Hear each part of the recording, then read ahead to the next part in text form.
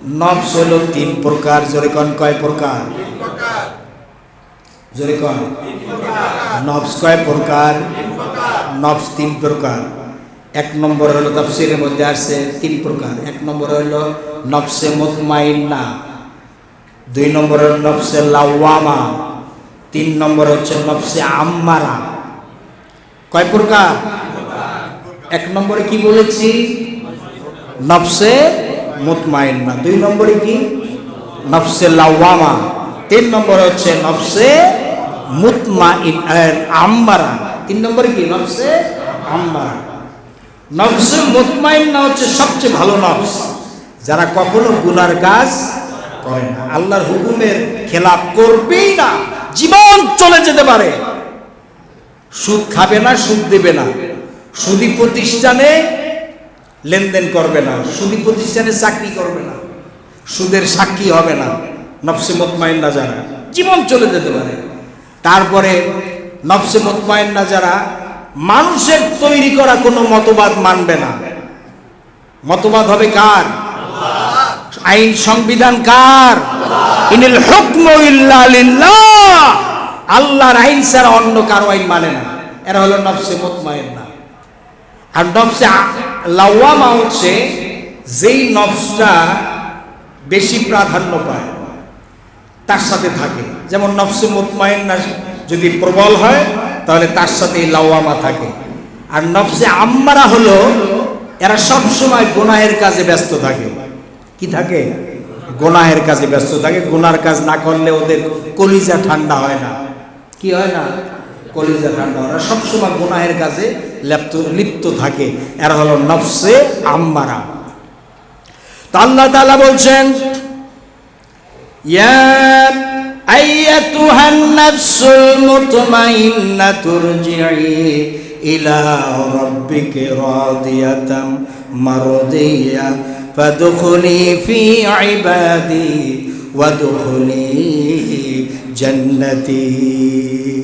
হে নফসে মুতমাইন্না, তুমি আল্লাহর দিকে ফিরে আসো মৃত্যুর সময়। কোন সময়?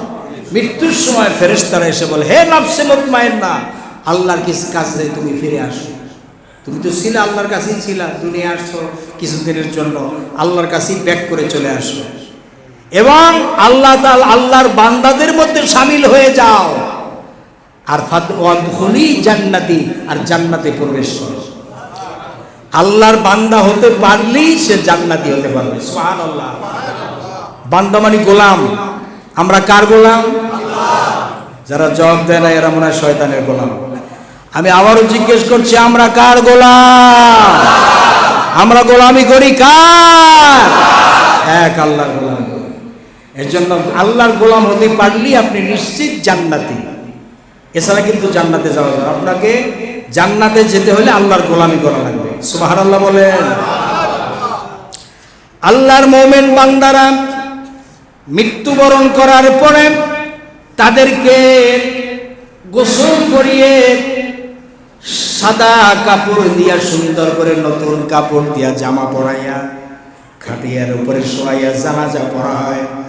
জানাজার পরে আল্লাহর মুমিন বান্দারা কি বলে, তোমরা কে কোথায় আছো? তাড়াতাড়ি করে আমাকে কবরের দিকে নিয়ে চলো। হাদিস। এটা কি হাদিস? আল্লাহর নবী বলেন, ইযা উদিয়াতিল জানাজাতু ফাহতামালাহার রিজালু আলা আনাকিহিম ফাইন কানাত সালিহাতান ক্বালাত কদ্দিমুনি কদ্দিমুনি।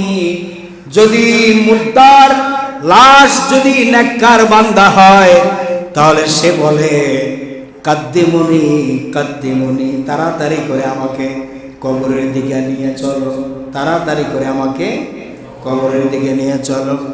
দুয়ারে আইসাছে পালকি দে সাজাইয়া দে, দে সাজাইয়া দে রে আমায়, দে সাজাইয়া দে। এটা হলো নেককার পরহেজগার বান্দা যদি হয় তারা কবরে যাওয়ার জন্য, আলমে বারজাখে যাওয়ার জন্য পাগল হয়ে যায়। আর যদি বদকার হয় তখন বলে, ইয়া ওয়াইলাহা আইনা তাযহাবুন, তোমরা আমাকে নিয়ে কোথায় যাচ্ছ? তোমরা আমাকে নিয়ে কোথায় যাচ্ছ?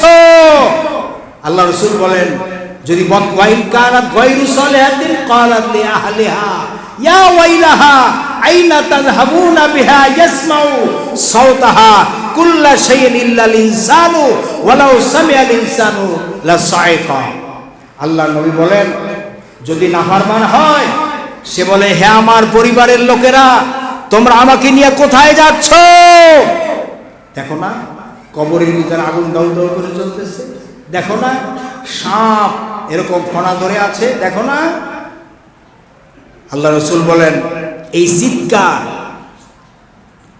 ইয়াসমাউ কুল্লা শাইইন, সমস্ত প্রাণীকুল সবকিছুতে শোনে, ইল্লাল ইনসান, একমাত্র মানুষেরা শুনতে পায় না। ওয়ালাউ সামিআল ইনসানু লাসাইকা, মানুষ যদি এই চিৎকার শুনতে পেত তাহলে বেহুশ হয়ে জমিনে পড়ে যেত। মানুষেরা এই নাফরমানের চিৎকার যদি শুনতে পেত, বেহুশ হয়ে জমিনে পড়ে যেত। আমার ভাইয়েরা, এর জন্য ভয় করেন, কবরকে, মৃত্যুকে ভয় করে চলুন। আল্লাহ তাআলা আমাদেরকে তৌফিক দান করেন, আমিন।